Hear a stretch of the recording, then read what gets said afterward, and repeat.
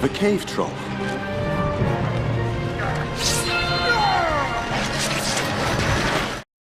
You're in the late game, you've unlocked Titans, what should we be putting on them? Here is the first Titan design I'm going to show off, and this is the Anti-Shield Titan. Now, in terms of the weaponry you're going to have at your disposal, I'm going to assume you've got basically everything, neutron launchers here, kinetic artillery, etc.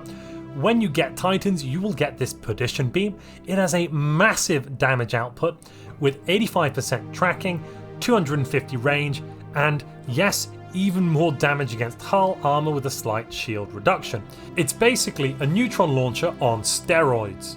I'd recommend a balance between neutron launchers and throw in a couple of kinetic artillery. If you get into a firefight, you're going to need to have something to take down the enemy shields, as neutron launchers have a massive reduction in their damage against shields. And if you enjoy this video, please intimidate that like button. When we look over at our defensive modules, hyper shields, or whatever the best shields you have at your disposal, fill up with that one, and then probably go with crystal infused plating.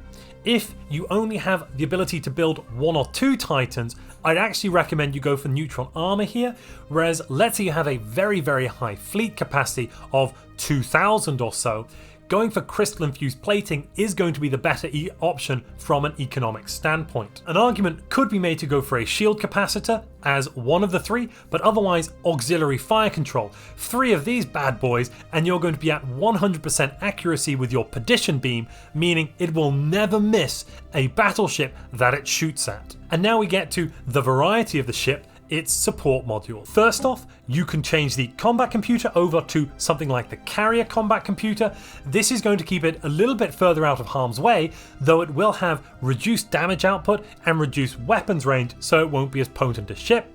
However, that being said, some of the big bonuses you're going to get from using this ship isn't necessarily its damage output, but its support module. And we have a variety of auras at our disposal. First off, we have the Shield Dampener Aura, that's going to be minus 20% shield hit points. Then we have the Quantum Destabilizer, minus 10% ship fire rate on hostile ships. Subspace Snare, plus 100% emergency FTL cooldown and minus 20% combat disengagement chance. These are the 3 offensive auras. A single Titan in a system will apply their offensive aura to every hostile ship in that system. So you only need 1 ship with the Shield Dampener Aura and you will cause all of your enemy to receive a minus 20% to shield hull points. This also does mean you could sit your Titans with the offensive auras right at the back of the system, far out of range of the enemy ships, trying to not make them engage, and thus keep them around fighting longer, as enemy ships will tend to target your Titans first and foremost, knocking them out of the fight, which can be deeply unpleasant. I would say the Shield Dampener is the most effective setup to choose. That will then be followed by the Quantum Destabilizer, and finally the Subspace Snare. Now the Subspace Snare is situational. If you are fighting a long, protracted war, Subspace Snare can be very important to cause enemy casualties and losses rather than just retreats. When we look at the defensive auras, there are 3 we can choose from.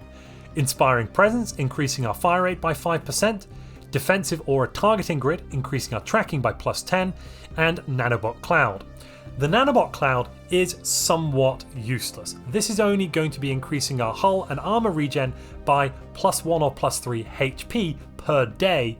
Not so great. Yes, it will allow you to do more of a skirmish type role with any fleets that have a Titan equipped like this in them, but you're still not going to get anywhere near the regeneration potential of simply docking at a starbase. It's also very important to note with these 3 auras that they only apply to the fleet that your Titan is in. Defensive auras will only apply there. And offensive auras will also stack with Juggernaut auras, and additionally, importantly, they will stack with Starbase auras, meaning if you have a Shield Dampener on a Starbase and you have a Titan with the same aura, you can cause a minus 40% to shield hit points in the enemy fleet. Very powerful, not something to be ignored. The plus 5% fire rate is fine, though I would say not as useful and effective as a minus 10% ship fire rate against all enemy fleets. This plus 5% to your fire rate is only, as I said, the fleet the Titan is in. The plus 10% tracking will be very useful on an artillery battleship fleet where you have lots of neutron launchers and then you come up against something like a corvette swarm. It won't make you win the engagement, but you'll do a darn sight more damage than if you fly in without one. Overall, the effectiveness of the 3 offensive auras just in a single fleet by themselves cannot be underestimated. If you only have access to a few Titans, I would recommend building a fleet of 3 offensive aura Titans, as each of these effects can stack once each on the enemy ships. It's important to note that none of these will stack multiple times. You cannot get, for instance, minus 20% ship fire rate if you have 2 Titans both with quantum destabilizer in the same system. Good luck building your ships, good luck building your Titans.